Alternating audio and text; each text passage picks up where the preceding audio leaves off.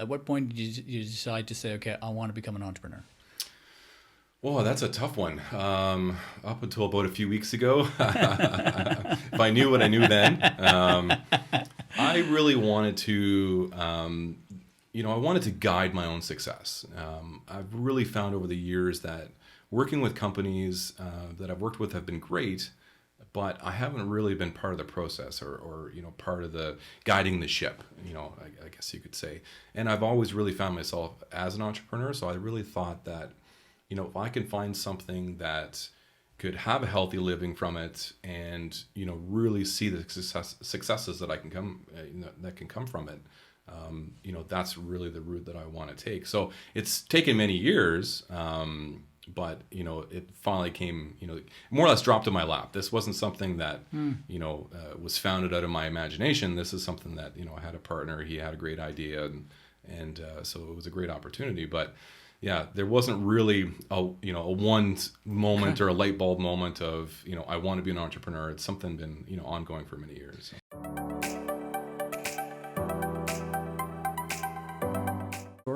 But the advice I give to listeners, or when I go speak before groups, I say this over and over again. I say, listen, try. Yeah. Reach out to them. You're going to be shocked how many of these people are willing to give back. And what's interesting about your development is, starting this at the stage of your life that you're at. I would hazard a guess that if someone reached out to you that was in that space and looked to you to be a mentor, you'd probably look at that as a way to give back. Not to put you on the spot here, but I'm going to put you on the spot here. Yeah, but absolutely. Right? Yeah. Well, and that's actually my future thinking.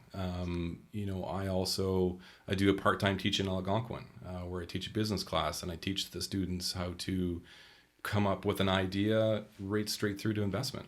Mm-hmm. The investment pitch. So I really like the entrepreneurial side. I like the mentorship side. So my ultimate goal not to be a teacher, but to be a mentor and be supportive within that, startup space or scale up. So.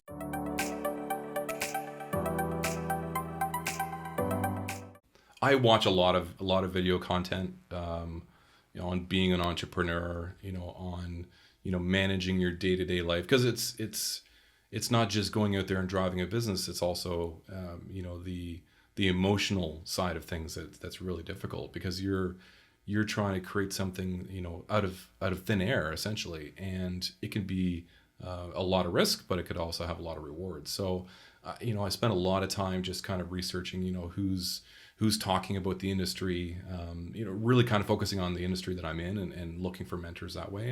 And I get information sent to me all the time about, different programs that are available. And so a lot of it is video content. So no books. No, but you know what? It doesn't matter. Yeah. Books may be a bit old school, but there's so many different ways that we can learn today. It's fascinating to me, and I'm obviously a big fan of podcasts. That's why I do this podcast. Yeah. But you're driving your car anyway. If you want to, and you can do that in your car. Right. To list a podcast. So just think of the amount of time you're spending commuting, whether you're on a bus or in your car. And I'm not saying you got to do it every day, but boy, you could learn a lot if you're doing a half hour each way. It's an hour a day where you can pick a topic or a subject matter and learn 5 hours a week times 50 weeks, 2,000. Yeah, absolutely. Whatever that math is. I got the math wrong now.